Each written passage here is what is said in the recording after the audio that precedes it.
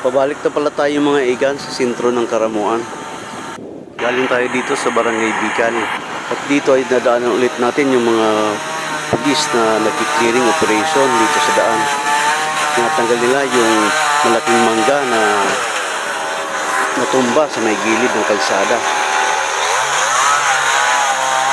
At nagtanong nga sa atin dito yung isang kasama nilang pulis kung okay na daw yung daan papunta sa sentro. Sabi ko man, pwede nang dumaan. Mapapansin mo talagang mga igan, ang daan napakadumi dahil sa basurang dala ni Pipito. At dito naman sa may dulo igan, kita natin may nag-clearing din kasi malaking puno ng mangga yung natumba din sa may kalsada. So tini-change nila kasi hindi maalis sa kalsada.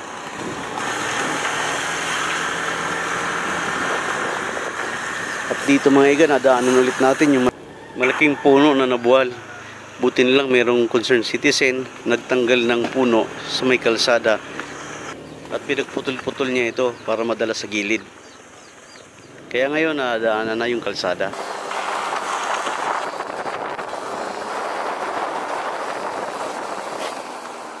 At dito mga igan, may nadaanan tayong isang bahay na bumagsak din dahil sa bagyong Pipito. Malapit po ito sa may simbahan ng Bicol.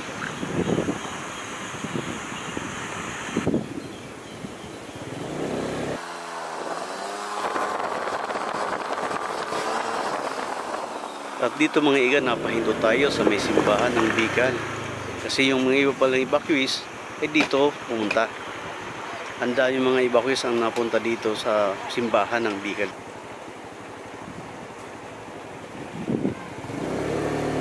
At dito naman mga igan, ay may nadaanan tayong kable ng kuryente na nakaanduse sa may gilid ng kalsada. Kasi nadaganan to ng malaking puno. Yan, makikita nyo mga igan, malaking puno yung nabuwal.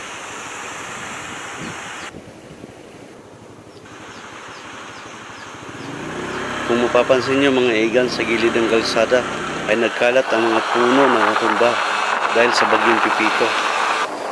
Kitang-kita talaga mga igan ang perwisyong dala ng bagyong Pipito dito sa bayan ng Karamuan. Ito mga igan ang palayan dito sa tapat ng Karamuan Community College. Akalain mong napakalaking karagatan ang makikita mo dito. Ito po yung Karamuan Community College mga igan. Yan, meron din nabuwal na puno.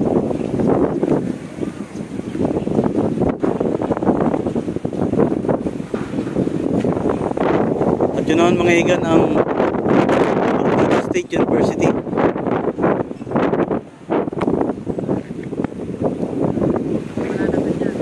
Yan mga igan ang tubig baha dito sa harapan ng Karamuan Community College. Ang taas ng tubig baha.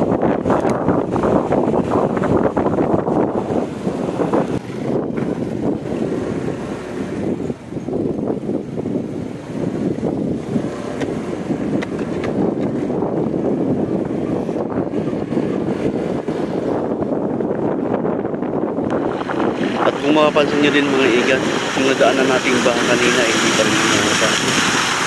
Ganun pa rin yung level ng tubig dito sa dinaanan natin kanina. Sobrang taas pa rin ng tubig baha.